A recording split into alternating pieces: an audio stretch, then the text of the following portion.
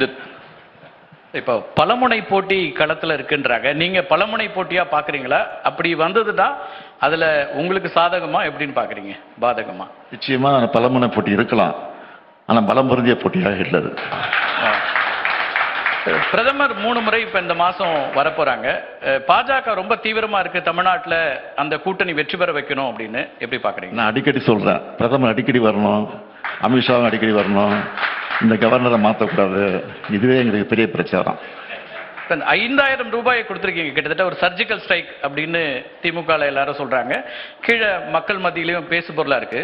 அது உங்களுடைய கடமைன்னு நினைக்கிறீங்களா அல்லது ஒரு கேம் சேஞ்சரா இந்த தேர்தலுக்கு? இதுக்கு நான் பல தொடக்கத்திலேயே நான் அதுக்கு விளக்கம் கொடுத்தேன். அது என்னைக்கு தொடங்கணுமோ அந்த காலையே தொலைக்காட்சியில் நான் பேசியிருக்கிறேன். அதுதான் விளக்கம். இதுக்கு முன்னாடி விளக்கம் சொல்ல அவசியம் இல்லை, தொடர்ந்து தானே சொல்லிட்டு இருக்கிறோம்.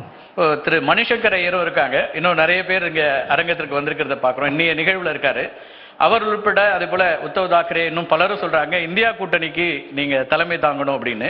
அப்படி ஒரு வாய்ப்பு வந்தா ஏற்பீர்களா? தலைவர் ஏற்கனவே சொல்லியிருக்காரு ஒருத்தர, என்னோட உயரம் எனக்கு தெரியும், அந்த உயரத்தின் அடிப்படையில் நான் இருப்பேன். நன்றி சார். Thank you very much.